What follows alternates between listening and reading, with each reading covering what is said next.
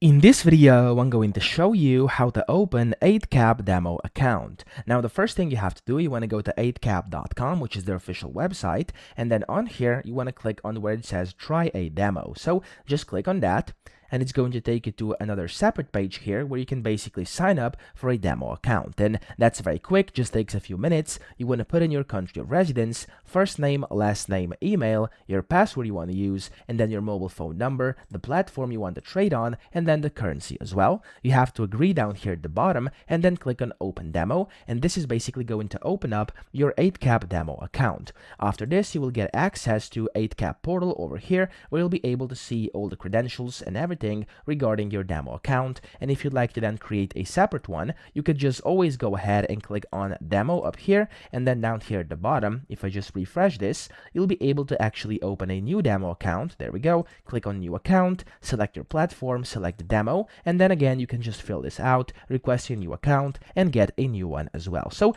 that's how you do it. I hope this video helped you out. If it did, please subscribe to the channel and help me out as well.